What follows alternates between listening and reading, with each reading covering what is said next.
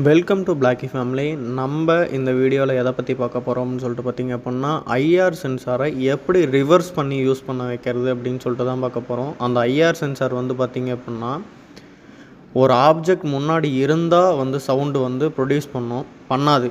அதாவது ஒரு ஆப்ஜெக்ட் வந்து முன்னாடி இருந்தால் சவுண்ட் ப்ரொடியூஸ் பண்ணாது. அந்த ஆப்ஜெக்ட் வந்து அதை விட்டு மூவ் ஆகிடுச்சு அப்படின்னா வந்து சவுண்டு வந்து ப்ரொடியூஸ் பண்ணும்.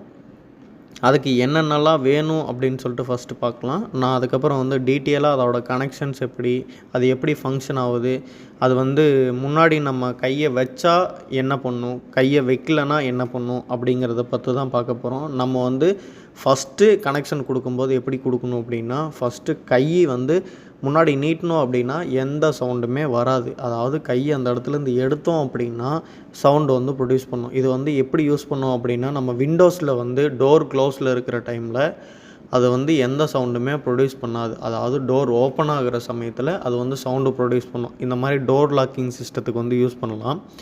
இதை வந்து சின்னதாக ஒரு ப்ராஜெக்ட்டுக்காக நம்ம பண்ணுறோம். இதை வந்து எப்படி பண்ணியிருக்கோம் அப்படின்னு சொல்லிட்டு பார்த்தீங்க அப்படின்னா, சர்ஃபேஸில், அதாவது ஒரு சர்ஃபேஸில் வந்து ஃபிக்ஸ் பண்ணுறோம் அப்படின்னா, ஒரு ஆப்ஜெக்ட் வந்து முன்னாடி வந்தால் பஸர் சவுண்டு கேட்குற மாதிரியும், முன்னாடி எந்த ஆப்ஜெக்ட் வரல அப்படின்னா பஸர் சவுண்டு கேட்காத மாதிரியும் வந்து ஃபிக்ஸ் பண்ண போகிறோம்.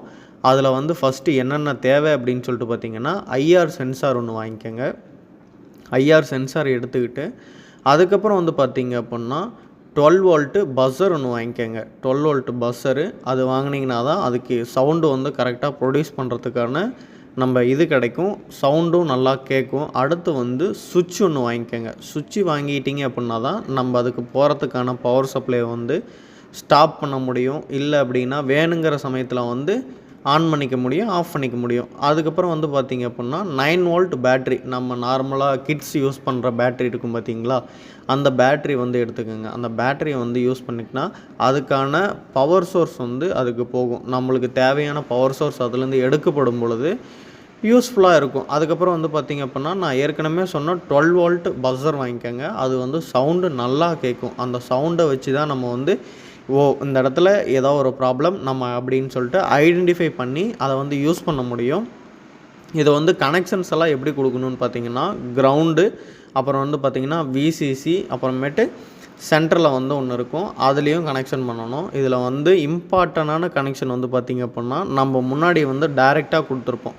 அந்த முன்னாடி டைரெக்டாக கொடுக்குற கனெக்ஷனை வந்து இப்போ ரிவர்ஸ் பண்ண போகிறோம். நம்ம வந்து ஒரு ஆப்ஜெக்ட் முன்னாடி இருந்தால் சவுண்டு வராத மாதிரியும், அந்த ஆப்ஜெக்ட் மூவ் ஆகிடுச்சு அப்படின்னா சவுண்டு வர மாதிரியும், அதாவது கதவுக்கு அந்த மாதிரி வந்து நியூட்ரலாக நம்ம பண்ணியிருப்போம். இப்போ வந்து அப்படியே அதை வந்து ஆப்போசிட் பண்ண போகிறோம். அதை ஆப்போசிட் பண்ண போகிறோம் அப்படின்னா, ஒரு ஆப்ஜெக்ட் முன்னாடி வந்தால் சவுண்டு வர மாதிரியும், அந்த ஆப்ஜெக்ட் முன்னாடி வராமல் தூரம் நகர்ந்துட்டால் சவுண்டு இல்லாத மாதிரியும் வந்து ப்ரொஜெக்ட் பண்ண போகிறோம். இது வந்து எதனால் ப்ரொஜெக்ட் பண்ணுறோம் அப்படின்னா, ஒரு ஆப்ஜெக்டில் இதை சம்திங் ஒரு இடத்துல நம்ம ஃபிக்ஸ் பண்ணுறோம் அப்படின்னா, ஒருத்தர் வர்றாங்க அப்படின்னா அதை டிடெக்ட் பண்ணுறதுக்காக நம்ம வந்து ஃபிக்ஸ் பண்ணுறோம்.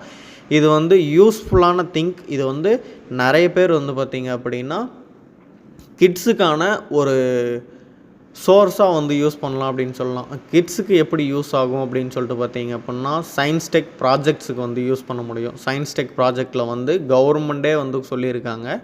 அந்த மாதிரி கவர்மெண்ட் ப்ராஜெக்ட் வந்து எடுத்து பண்ணுறதுக்கும், அந்த சயின்ஸ் டெக்ஸில் இனோவேஷனாக என்ன பண்ணியிருக்கீங்க அப்படிங்கிறதுக்கும் வந்து நம்ம கொடுக்கறதுக்கு யூஸ்ஃபுல்லாக இருக்கும். இதில் வந்து பார்த்திங்க அப்படின்னா மெயின் திங்க், அதில் கனெக்ஷன் எல்லாத்தையும் நம்ம வேணுங்கிற கனெக்ஷன்ஸ் எப்படிலாம் ஃபிக்ஸ் பண்ணணும் அப்படிங்கிறதுக்கு முன்னாடி ஃபீமேல் டு மேல் ஒயர் இருக்கும் பார்த்திங்களா, அந்த ஃபீமேல் டு மேல் ஜம்பர் ஒயரை வந்து ஒன் சைடு ஃபீமேல் மட்டும் வச்சுக்கிட்டு மேலே வந்து செப்பரேட் பண்ணிடணும். ஏன்னா கனெக்ஷன்ஸ் வந்து நம்ம போடணும் பார்த்திங்களா, அந்த கனெக்ஷன்ஸ் வந்து யூஸ் பண்ணுறனால அதை வந்து ரிமூவ் பண்ணிக்கணும். ஒன் சைடு ரிமூவ் பண்ணோன்னா தான் நம்ம வந்து கனெக்ஷன்ஸ் வந்து ஃபுல்லாமே அதில் ஃபிக்ஸ் பண்ண முடியும்.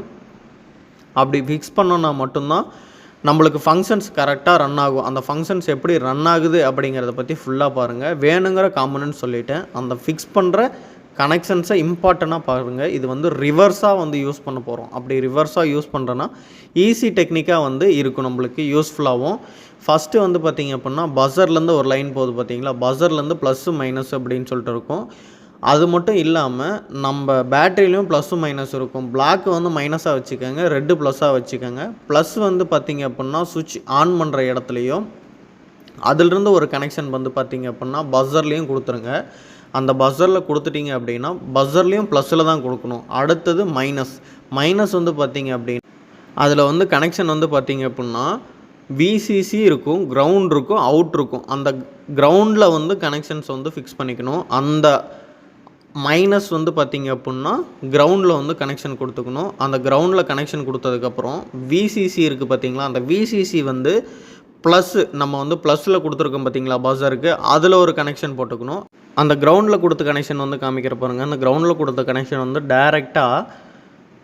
கரெக்டாக வந்து பார்த்திங்க அப்படின்னா மைனஸில் வந்து இது பண்ணிக்கணும். அதாவது பேட்ரியோட மைனஸில் வந்து டைரெக்டாக ஃபிக்ஸ் பண்ணிக்கணும் கிரவுண்டை. அந்த டைரெக்டாக ஃபிக்ஸ் பண்ணனா மட்டும்தான் கரெக்டாக அது ஃபங்க்ஷன் ஆகும். அதாவது ரிவர்ஸாக ஃபங்க்ஷன் ஆகும்.